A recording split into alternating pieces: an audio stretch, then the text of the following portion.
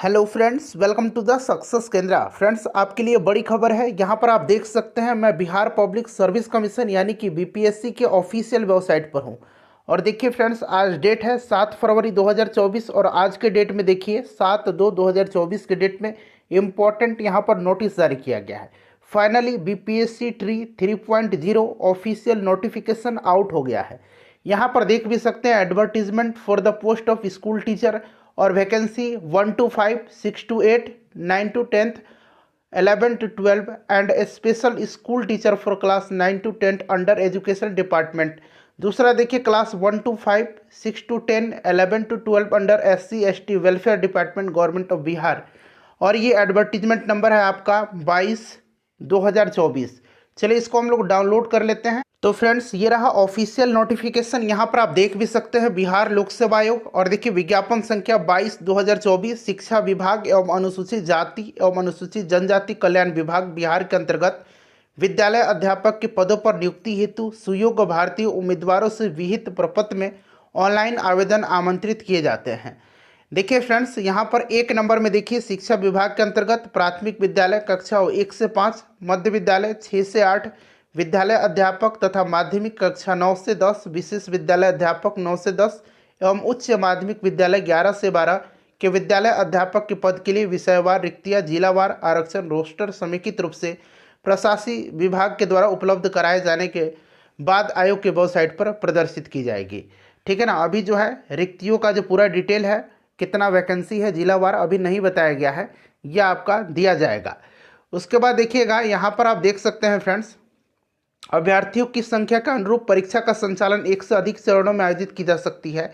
और देखिए यहाँ पर स्पष्ट दे दिया गया है कि इस विज्ञापन हेतु लिए जाने वाले परीक्षा में शैक्षणिक प्रशैक्षणिक योग्यता एवं शिक्षक पात्रता परीक्षा सीटेट या एस्टेट के अपियरिंग कैंडिडेट को सम्मिलित नहीं किया जाएगा।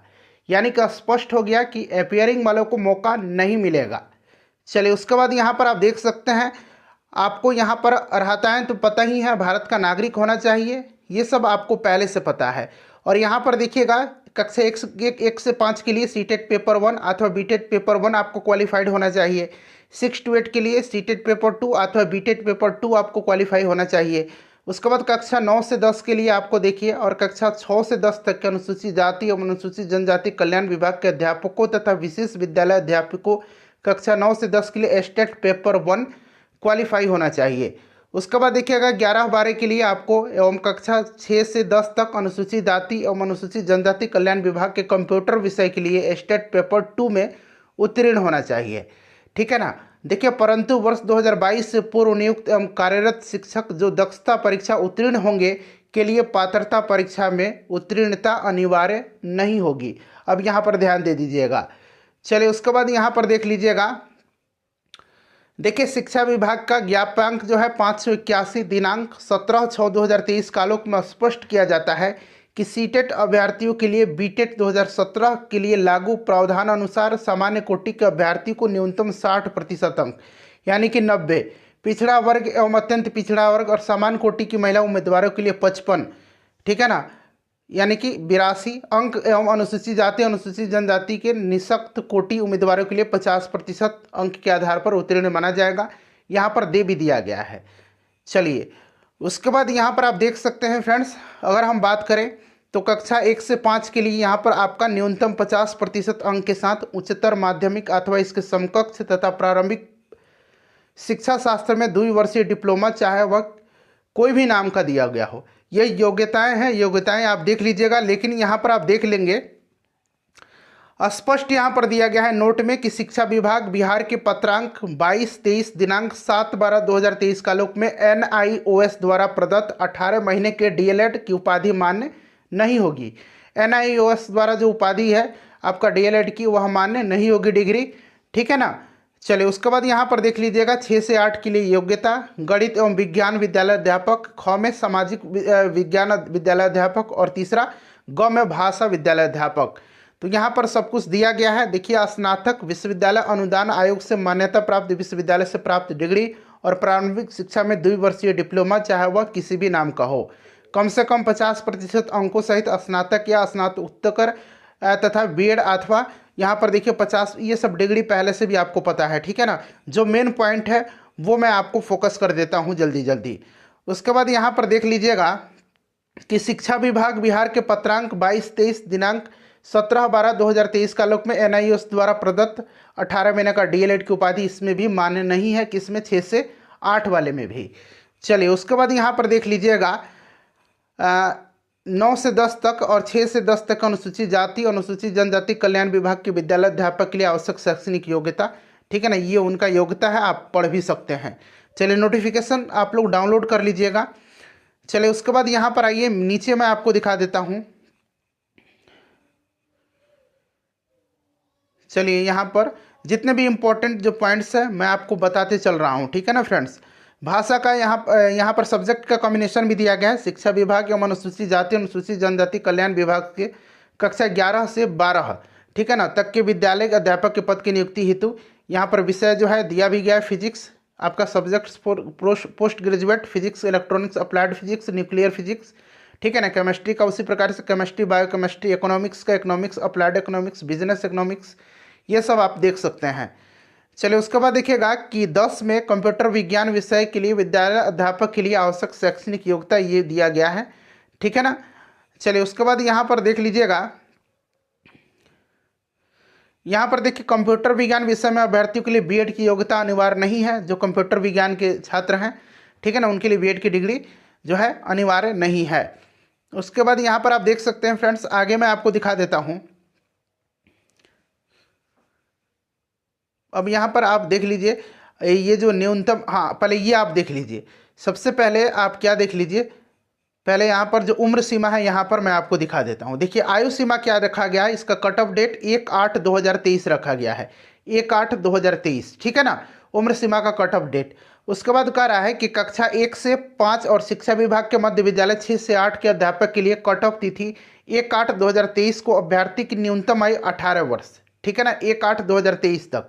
और माध्यमिक 9 से 10 और उच्च माध्यमिक 11 से 12 के अध्यापक तथा अनुसूचित जाति अनुसूचित जनजाति कल्याण विभाग के कक्षा 6 से 10 एवं कक्षा 11 से 12 तक के विद्यालय अध्यापकों के लिए जो न्यूनतम आयु है 1/8/2023 तक 21 वर्ष होना चाहिए, ठीक है ना। कक्षा 1 से 5 और 6 से 8 के लिए 18 वर्ष और बाकी देख लीजिए 21 वर्ष। उसके बाद यहाँ पर देखिए अधिकतम जो है 40 वर्ष यहाँ पर दिया गया है। और यहाँ पर देखिएगा आपका जो अनारक्षित यानी कि अनरिजर्व जनरल कैटेगरी के पुरुष है उनका 37 वर्ष दिया गया है और बाकी के लिए यहाँ पर 40 वर्ष दिया गया। अनुसूचित जाति जनजाति पुरुष महिला के लिए 42 वर्ष है, ठीक है ना। उसके बाद चलिए यहाँ पर मैं आपको दिखा देता हूँ। अब यहाँ पर परीक्षा का पैटर्न क्या है, देखिए विषय आपका भाषा और सामान्य अध्ययन 1 to 5 के लिए है, यहाँ पर आप देख भी सकते हैं। कक्षा 1 से 5 के लिए परीक्षा की अवधि 2.5 घंटे का होगा। प्रश्नों की संख्या 150, भाग 1 भाषा से 30 प्रश्न होंगे और सामान्य अध्ययन के 120, यानी टोटल 150 प्रश्न होंगे और कुल अंक भी आपका 150 अंक का होगा। क्लियर। भाषा अंग्रेजी, हिंदी, उर्दू, बांग्ला ये सब होगा आपका। और देखिए 30% इसमें लाना आपका कम से कम अनिवार्य होगा, क्वालिफाइंग नेचर का है। उसके बाद देखिए भाग 2 जो सामान्य अध्ययन है उसमें प्राथमिक गणित, मानसिक क्षमता परीक्षण यानी कि रीजनिंग, सामान्य जागरूकता, सामान्य विज्ञान, सामाजिक विज्ञान, भारतीय राष्ट्रीय आंदोलन, भूगोल, पर्यावरण शामिल है। और ये जो होगा आपका SCERT और NCERT से संबंधित जो होंगे वहीं से प्रश्न पूछे जाएंगे।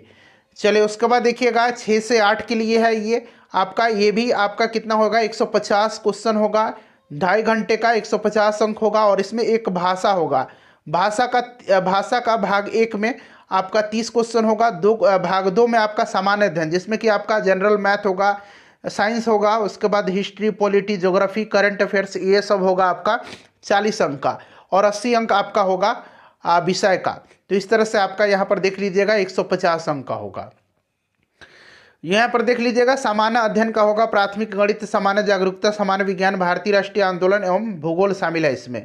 उसके बाद यहाँ पर देख लीजिएगा भाषा में आपको अपना विषय जो होगा उसमें आपका गणित विज्ञान होगा यानी कि मैथ और साइंस होगा, सामाजिक विज्ञान, हिंदी, उर्दू, संस्कृत और अंग्रेजी है। क्लियर ना।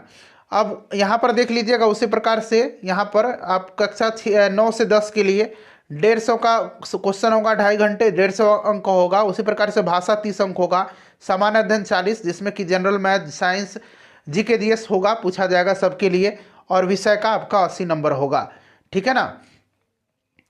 चलिए यहाँ पर आप सिलेबस देख मतलब एग्ज़ाम का पैटर्न आपने देख लिया।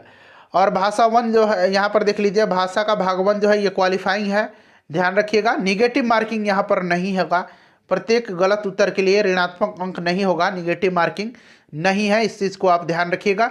चलिए अब आपको बता देते हैं फ्रेंड्स कि आपका यहाँ पर देख सकते हैं कि कब से आप फॉर्म भर सकते हैं, आखिरी डेट क्या है, तो सब कुछ यहाँ पर आपका दिया गया है डिटेल में।